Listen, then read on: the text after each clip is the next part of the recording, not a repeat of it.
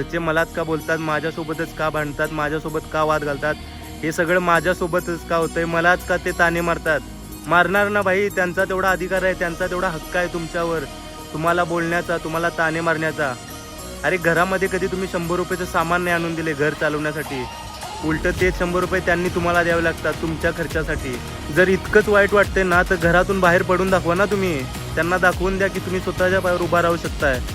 स्वतःचं पोट भरणे, स्वतःचे खर्च चालवणे म्हणजे स्वतःच्या पायावर उभा राहणे नाही भाई. ते गल्लीमध्ये फिरणारं कुत्रं सुद्धा स्वतःचं पोट भरतंय. जेव्हा तुम्ही स्वतःसोबत घरच्यांचं पोट भरू शकताय, त्यांना सांभाळू शकताय, त्यांची काळजी घेऊ शकताय, जेव्हा एकटं घर सांभाळण्याची हिंमत ठेवू शकताय, त्यावेळी घरचे ऑटोमॅटिक तुमची इज्जत करायला चालू करतील. तेव्हापासून तुमचे मम्मी पप्पा जेव्हा पण तुमच्याकडे बघतील त्यावेळी त्यांच्या डोळ्यामध्ये तुमच्याबद्दल रिस्पेक्ट असेल, रिस्पेक्ट. आणि परत जर कधी वाटलं ना की घरचे तुमची काय इज्जत करत नाहीत, तर परत ऐका,